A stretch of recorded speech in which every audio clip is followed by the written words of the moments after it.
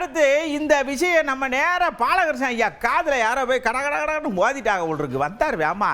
ஏய் யார் கம்யூனிஸ்ட் பேசணும்னு கொஞ்சம் கூட இது இல்லையா? ஏன் நீங்கள் குற்றவாளி குண்டில் நிற்கிய, நீங்கள் போய் எங்களை பற்றி பேசுறியா?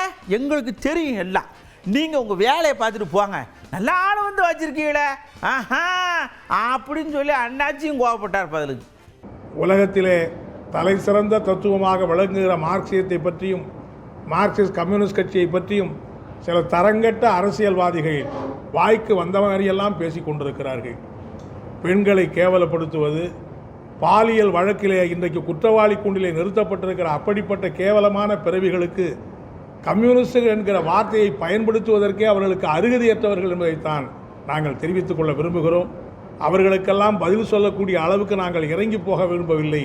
ஆனாலும் இப்படி எத்தனையோ அவதூறுகளை, எத்தனையோ புழுதிவாரி தூற்றுகிற அந்த கொடுமைகள் எல்லாம் எதிர்த்து தான் இந்திய கம்யூனிஸ்ட் இயக்கம், மார்க்சிஸ்ட் கம்யூனிஸ்ட் கட்சி தமிழகத்திலே தழைத்து கொண்டிருக்கிறது, இந்தியாவிலே தழைத்து கொண்டிருக்கிறது.